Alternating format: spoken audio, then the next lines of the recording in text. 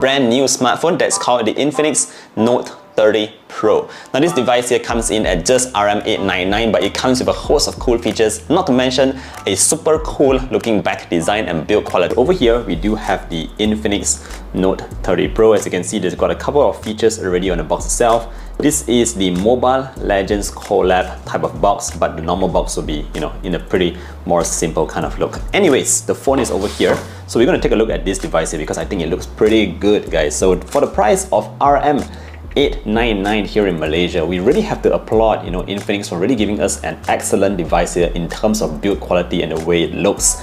You wouldn't imagine that this device is actually under 1,000 ringgit here in Malaysia. So again, very impressive with the kind of way, the build materials, everything is pretty awesome. By the way, the phone itself is IP53 as well, just in case you're wondering. Now IP53 means that it is resistant towards splashes of water, sweat and all that. You cannot put this under water, but it should be able to handle a couple of light rain here and there. So again, it is pretty well made here, guys, the Infinix Note 30 Pro. If you just look a bit closer, you'll notice that we do have a very small camera bump. Again, this feels like aluminum or stainless steel, very premium. On the sides, we have flat sides that goes all around. It's chromed out, so pretty sick if you like that kind of looks. And at the top, you might notice that we do have a sound by JBL, and that's because it has dual stereo speakers that is actually tuned by JBL. Pretty cool. Now let's talk a bit more about this device and see how it really works. At the front, we do have here a 120Hz AMOLED display. The size is 6.67 inches, so pretty standard there. What's cool about this display is that it goes all the way up to 900 nits of brightness. That means it should be fairly bright outdoors. Other than that, it also comes with the 1920Hz PWM dimming, guys. So that means reduced amount of flicker in case you're going to be using your phones at night. With reduced brightness, it does come with reduced flickers. Other than that, in terms of the touch sampling rate, we do have 360Hz. Nothing too spectacular, but again, for this price point, it is a pretty good display. I also like the fact that we have this very tiny camera cutout at the top without that teardrop kind of notch. So overall, just in terms of the bezels as well, guys, take a look at that. Everything looks quite symmetrical, and for the price of RM899, again, it's a pretty decent device. Now let's talk a bit more about that processor that we have on board, because what we have in here is actually the Helio G99 processor. I mean, naturally, this is a budget sort of gaming phone, so you can't really expect like super powerful kind of processors in here. Anyway, I did take a couple of screenshots that I want to show you real quick.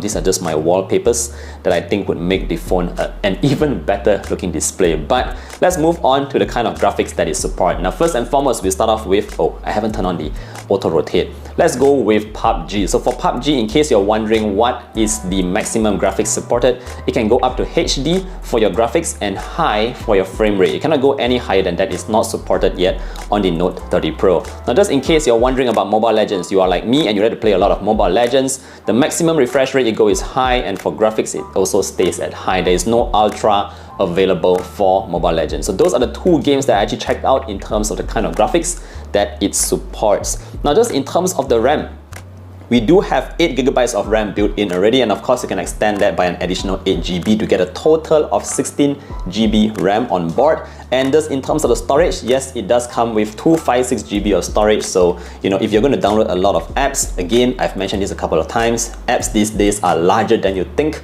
So 128GB I would think is too little, but this 256GB variant is actually quite good.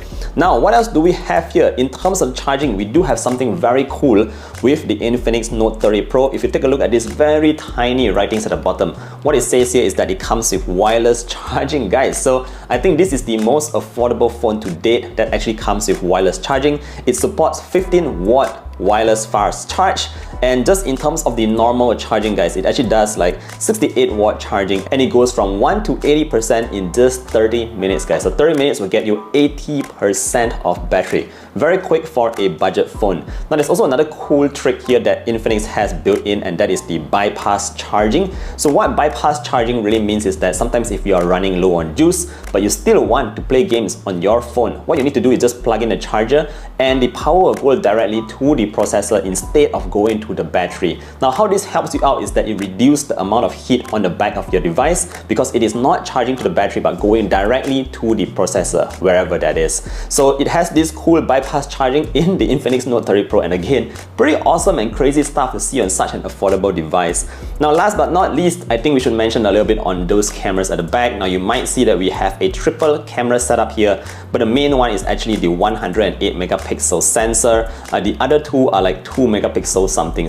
So you know, it's not that impressive, but the main one here is the 108 megapixel. I haven't actually brought it out to take photos and all that because I literally just got the phone, so it's just to share with you what you can expect for the Note 30 Pro. Alright guys, so other than that, some final features that you might find here is that we do have Android 13 running right out of the box, so pretty cool because it is the latest version of Android, and you do have Z-axis haptics, guys. So the haptics here is actually pretty good. You have those short and crisp vibrations whenever you just tap on the phone and all that, and I think that's awesome. Again, these days everything is just increasing in price, and again, I'm just happy to see that Infinix is releasing something that is affordable, that can be bought by the masses, and it does come with a pretty decent performance. So that is it guys, a very quick look at the Infinix Note 30 Pro. Again, here's the box. Let's move this guy out of the way, and as you can see, it is a very nice phone. If you want to find out more about this device, I'll put a link down below. If you have any questions or anything you want me to test out for you, again, feel free to leave a comment down below. Don't forget to drop a like, sub to the channel, and I look forward to seeing you guys in the next one. Stay safe everybody. Bye bye.